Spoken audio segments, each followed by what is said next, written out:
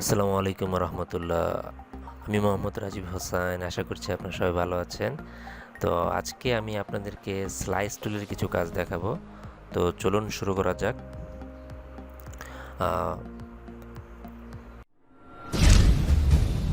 প্রথমত আমরা জেনে নিব যে স্লাইস টুল দিয়ে আমরা কি কি কাজ করতে পারি। স্লাইস টুল দিয়ে মূলত আমরা ওয়েব পেজের ডিজাইন এলিমেন্টগুলোকে খুব সহজেই আমরা স্লাইস করে পিএনজি বা জেপিজি আকারে আমরা এটাকে এক্সপোর্ট করতে পারি। তো এখন আমি জাস্ট এক্সাম্পল হিসাবে দুইটা গ্রাফিক ডিজাইনেরও বিভিন্ন আপনার কন্টেন্ট বা এলিমেন্ট থাকে। সেই ডিজাইন কন্টেন্ট বা এলিমেন্টকে আপনি খুব সহজেই পিএনজি বা জেপিজি আকারে আপনি স্লাইস করতে পারবেন খুব সহজে। তো প্রথমত আমি এই ডকুমেন্টটাকেই স্লাইস করব। যেহেতু শুধু আমি এই ডকুমেন্টটাকেই স্লাইস করব, সেহেতু আমাকে এটাকে সিলেকশন করে অবজেক্টে যাব, আর্টবোর্ডে যাব, ফিট টু সিলেক্ট আর্টে ক্লিক করে তারপর এখানে আমি অবজেক্টে যাব, স্লাইসে যাব, এখানে ক্লিপ টু আর্টবোর্ড এটা চেক করে রাখতে হবে। ওকে, তারপর এখানে আমি ডকুমেন্টটাকে আমি সিলেকশন করে নিই। সিলেকশন করার পর এখান থেকে স্লাইস টুলটা নিব। টুলটা নিয়ে জাস্ট আমি এটাকে, যদি আমি এই মেন্টালি স্ট্রং পিপল এই লেখাটাকে যদি আমি স্লাইস করতে চাই এই টেক্সটটিকে, সে থেকে আমাকে সিলেকশন করতে হবে।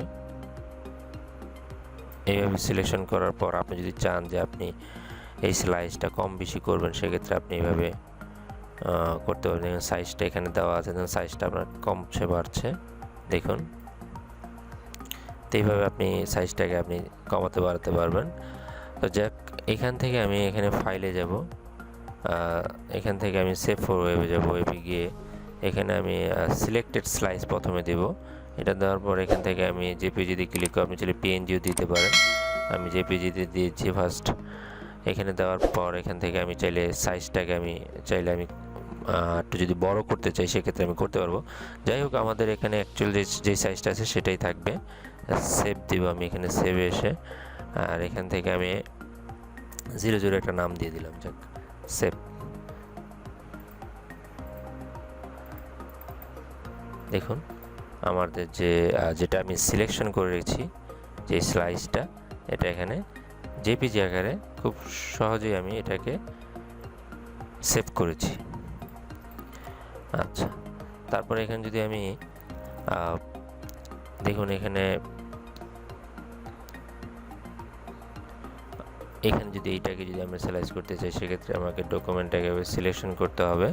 সিলেকশন করার পর এখান থেকে স্লাইস টুলটা নিয়ে জাস্ট এটাকে আমি এভাবে স্লাইস করব, কিংবা এই ছবিটাকেও আমি স্লাইস করলাম।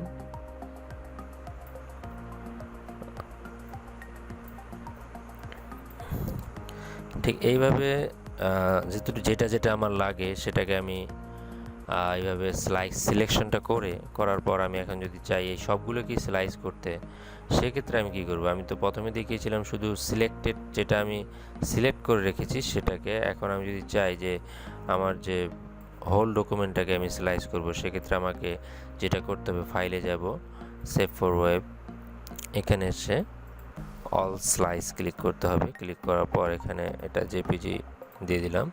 তারপর এখানে সেভে ক্লিক করব। ক্লিক করার পর এখান থেকে আমি 0000 দিয়ে দিব। আগেরটা যেটা আছে সেটা রিপ্লেস হয়ে যাক। দেখুন আমার যে হোল ডকুমেন্টের যে স্লাইসটা করেছি, এটা হোল ডকুমেন্টটাই, কিন্তু পুরো ডকুমেন্টেই স্লাইস হয়ে গিয়েছে। তো এইভাবে আমরা চাইলে খুব সহজেই আমরা দ্রুত স্লাইস করতে পারবো। তারপর এখানে আরেকটা ডকুমেন্ট দেখতে পাচ্ছেন, এই ডকুমেন্টটা।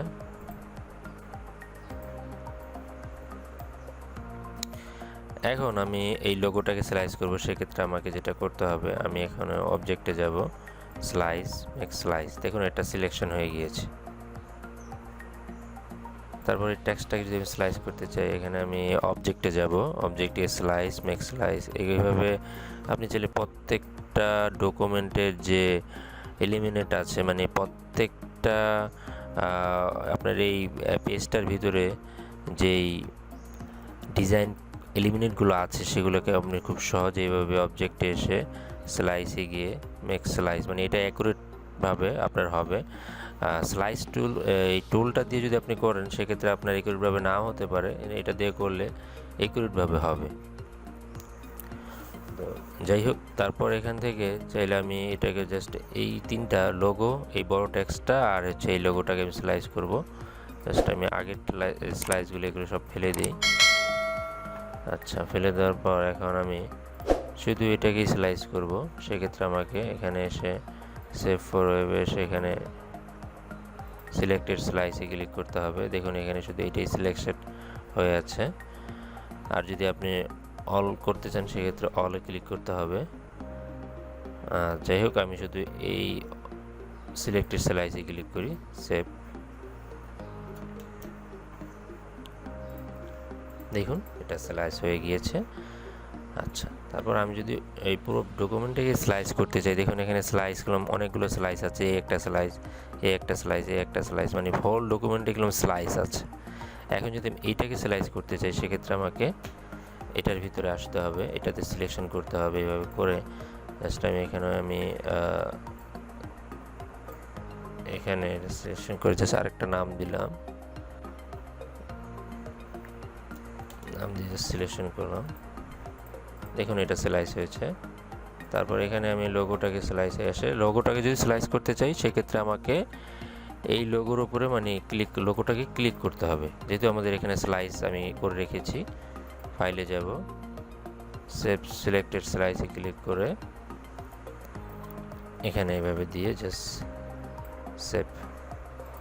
দেখুন এখানে আমার লোগোটা স্লাইস হয়ে গেছে। দেখুন এখন আমি যদি চাই যে আমার হোল ডকুমেন্টটাকে আমি স্লাইস করতে, এই দুটাকেও আমি চাইলে আমি স্লাইস করে নিই।